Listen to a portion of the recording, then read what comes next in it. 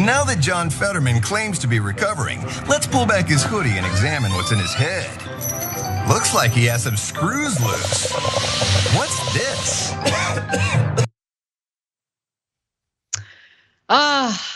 What is Mehmet Oz gonna do? A disgrace to Turks everywhere, a disastrous senatorial candidate, and someone who is so out of touch with the ordinary American voter that he thinks attacking John Fetterman over pot is somehow a persuasive campaign ad to vote against him. But Fetterman's doing really well, and it turns out Americans like pot and want to keep it legal. And so I think it's worth taking a look at more of this fail of a campaign ad by Dr. Oz. Let's watch that and I'll give you more. Fetterman wants to release 1/3 of all prisoners. That's crazy. Spend more tax dollars, everything will cost more. That's nuts. Slow energy production, gas prices will skyrocket. That's ridiculous. Socialized medicine? Where do you get these crazy ideas? Now it makes sense. Better close it up. John Fetterman is crazier than you think. Whoa, he's crazy. He wants to legalize pot. He wants to make sure that everyone has health care. Super unpopular ideas. In fact, I really hope that Dr. Oz continues with these devastating ads against Fetterman. I'm sure they're working. Okay, I love that one because it was like the most boomer ad of all time.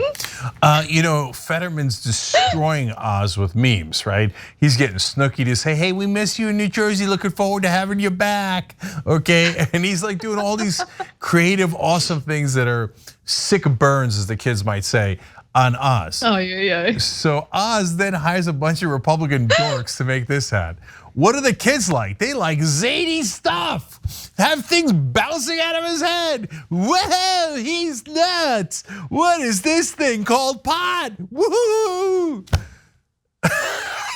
You goddamn boomers. That was your idea of a zany ad that would appeal to young people? Oh, you're incredibly embarrassing. I was on the fence over like who to support in the Senate race. But the googly eyes that they used on Fetterman really did it for me. And so, I mean, how could you vote for Fetterman after seeing him with googly eyes? Yeah, just think about it. Every part of the ad's a fail, right? Fetterman, he's crazier than you think. Oh, so you're admitting that we don't think he's crazy at all? Because you wouldn't say about Trump, he's crazier than you think. No, we all think he's really crazy, okay? Apparently we don't think Fetterman's crazy at all. That's why you said, then you think. So, and then they're like, oh, he wants healthcare, and so does Bernie. Wait, he wants healthcare for everyone? That sounds pretty good, actually. Thanks for doing the ad for us. Sounds pretty good. Yeah, free healthcare for everyone. It's in their ad. They've become just as dumb as the Democrats. Democrats used to do ads. I remember this famous Joe Donnelly ad in Indiana. He's like, I think President Bush is right about everything. My own party sucks. And then he like swings an axe. I mean, it's ridiculous, right? Now the Republicans are accidentally doing the same thing. Oh, the Democrats want you to have free healthcare and higher wages. Bong. No, but I have a theory, okay? And my theory is, because I've been wondering, what is it about Dr. Oz that makes him so devastatingly out of touch, right? Where he decides to attack Fetterman on pot and healthcare. And it's because he's existed in this corporate media ecosystem for the entirety of his career, really. And when you're in this daytime TV atmosphere, you're not in touch with ordinary Americans and what they're actually concerned about. So he's just like, what do right wingers say voters don't like? And he immediately goes for like bread and butter issues that voters actually do like.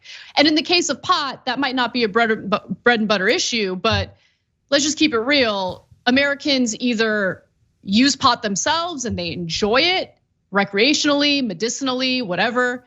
But also if they don't consume it for themselves, they don't want to criminalize individuals who do, because it's abundantly clear that marijuana is not some dangerous drug that should be a Schedule 1 drug, making it the most dangerous. Like, people are smarter at this point, but it seems like the country has kind of moved on these issues to like greener pastures. But Dr. Oz is like, oh no, I've been on daytime news trying to sell people oregano for their cancer diagnosis. I don't know what's going on. It's just completely clueless, and I love to see it. Yeah. Now let's talk a little bit about what Fetterman's up to. He just had a rally in Pennsylvania, Erie, Pennsylvania to be specific. And he took some shots at Dr. Oz while he was at this event. So let's take a look at that. He says, do you think Dr. Oz can fill a room like this? He doesn't live here. He's not about us. He doesn't care about us, Fetterman said during this this campaign event.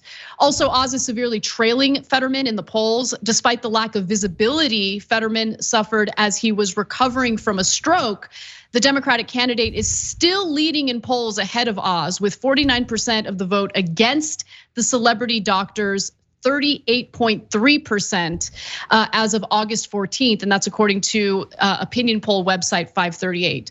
Which, look, other polls indicate that Fetterman's doing really well, which gives me a sense of calm, makes me happy. If it was just a 538 poll, I would be a little concerned. But don't be concerned, because every other poll that we've seen has shown Fetterman with a sizable lead.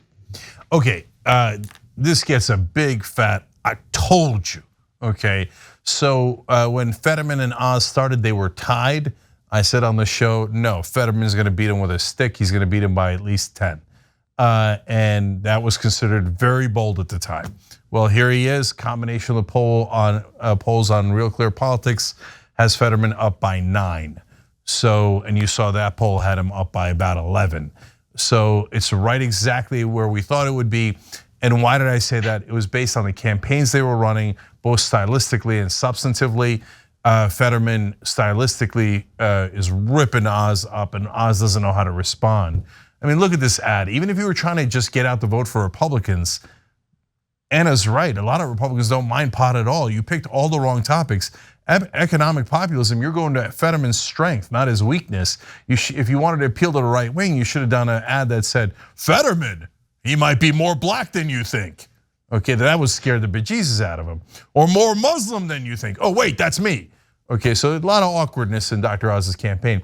But substantively, Fetterman's trying to get the voters things like higher wages, better health care, and Oz substantively has nothing. So when you have those two things combined, and Fetterman raising a lot of money, that's why I thought Fetterman would kick ass here, and he's definitely delivering on that and kicking ass. To that point, now a great development in this story at the end, the GOP is so panicked, they are pulling money out of the Pennsylvania race.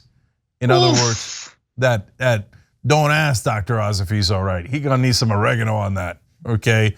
That's basically the Republican Party giving up on him. I'll give you the quote. The Senate National Republican Senatorial Committee, quote, has cut more than $5 million in Pennsylvania, including its reservations in the Philadelphia media market, according to 2 media tracking sources. So that means they were planning to run the ads and decided, no, Dr. Oz is hopeless, and they pulled $5 million worth of ads they had already planned. That is devastating news for Dr. Oz. Thanks for watching The Young Turks, really appreciate it. Another way to show support is through YouTube memberships. You'll get to interact with us more. There's live chat emojis, badges.